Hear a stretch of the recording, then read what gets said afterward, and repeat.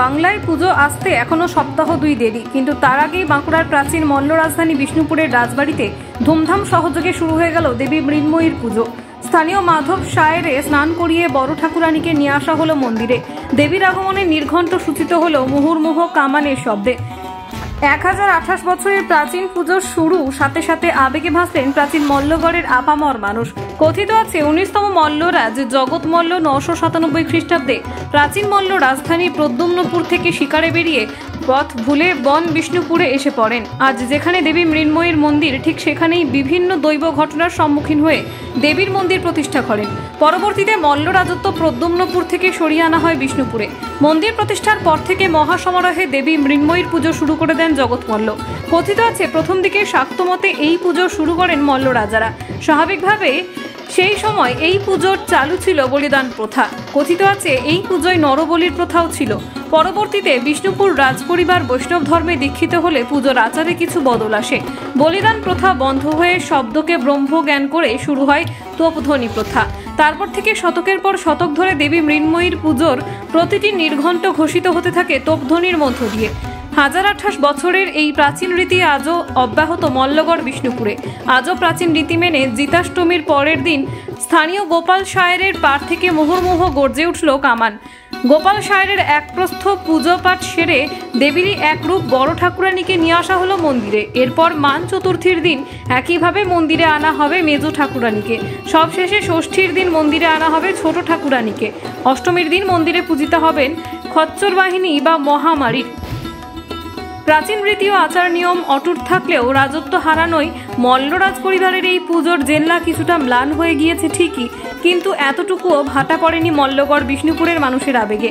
আজ বড় ঠাকুরানীর আগমনের মুহূর্তে স্বাভাবিকভাবেই মল্লগড়ের মানুষ ভিড় জমালেন হাজার হাজার বছরের প্রাচীন মল্ল রাজকুল দেবী মৃন্ময়ীর মন্দিরে। পুজো শুরুর সপ্তাহ 2 আগে পুজোর উন্মাদনায় মাতলেন প্রাচীন মল্লগড়ের 8 থেকে 80। বাঁকুড়ার বিষ্ণুপুর থেকে সুচিন্ত গোস্বামীর রিপোর্ট।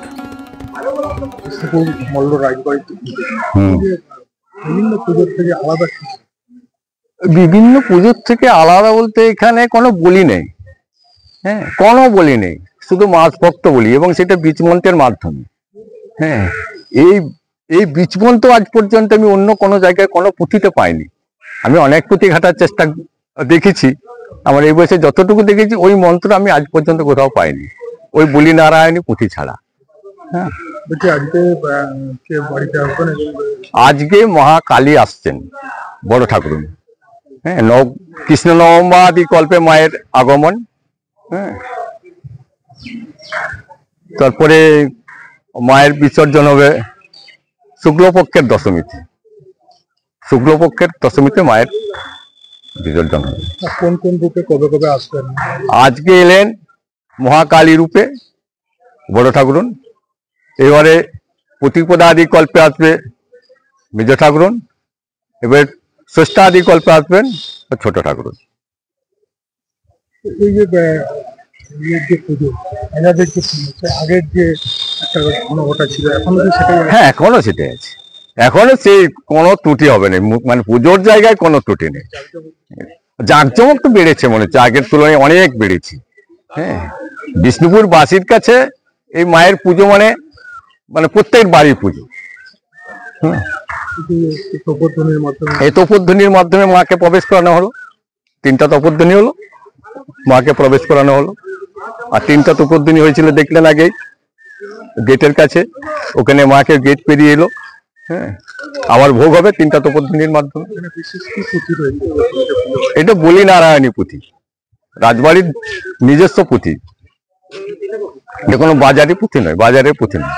এই পুঁথির সঙ্গে আপনি কোনো মিল পাবেন না, কোনো জায়গাতে পাবেন না। এই মন্ত্রের সাথে কোনো মিল পাবেন না, কোনো পুজোর মিল পাবেন না। আমার নাম হচ্ছে তরুণ গাঙ্গুলি, আমার বাড়ি পাত্রবাগড়া, আমি রাজবাড়ির প্রধান পুরোহিত।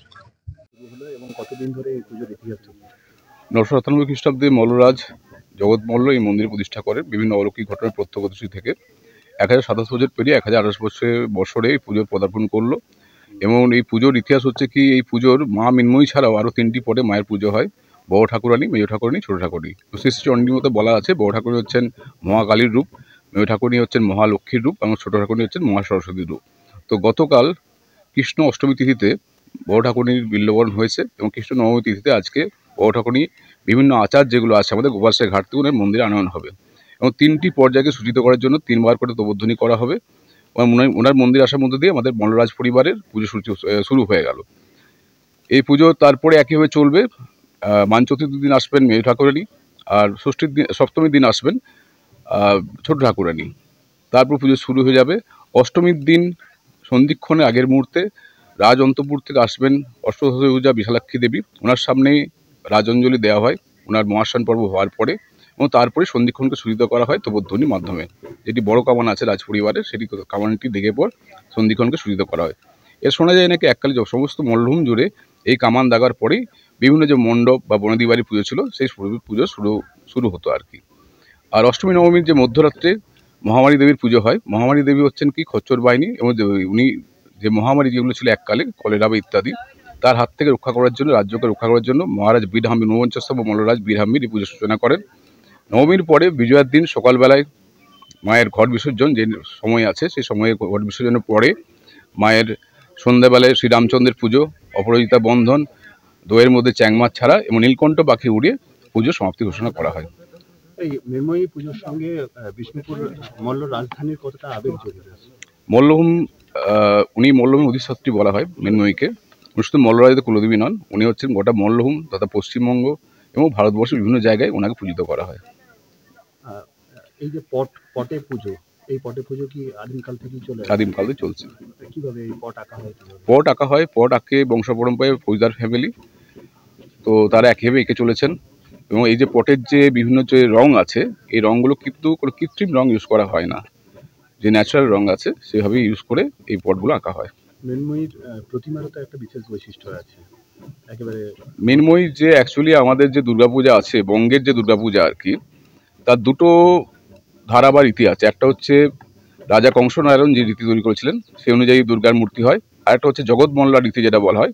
তো আমাদের মল্লভূম শুধু বলা ঠিক নয়, রাঢ়বঙ্গের বিভিন্ন জায়গায় জগৎমল্লা রীতি অনুযায়ী দুর্গা তৈরি হয়। এবং সেখানে হচ্ছে কি যে যার মেইন বিশেষত্ব সেটা হচ্ছে কি কার্তিক গণেশ মায়ের উপরে থাকবেন, মানে মায়ের পাশে যে উপরে থাকবেন তার নিচে থাকবেন লক্ষ্মী সরস্বতী। এটা জগৎমল্লা রীতির নিয়ম। বাকি কংসনারায়ণ রীতি যেটা আছে সেটা তার উল্টোটাই নেক্সট। আমাদের প্রতিমাও তো প্রায় 1000 বছর। হ্যাঁ, 1028 বছর বললেন। মানে এই প্রতিমা কি তখন থেকেই রয়ে গেছে? হ্যাঁ, না বিসর্জন হয় না, ওনা অঙ্গরা হয় বিভিন্ন সময় সোমনাথের পেলে। চোখের ভরসা চশমা। ঐতিহাসিক শহর বিষ্ণুপুরে চশমার জগতে আদি ও বিশ্বস্ত প্রতিষ্ঠান নবরূপে সুসজ্জিত দত্ত অপটিক্যাল এক্সক্লুসিভ। এখানে পাবেন বিভিন্ন নামি দামি কোম্পানির ফ্রেম, লেন্স ও সানগ্লাসের বিপুল সম্ভার।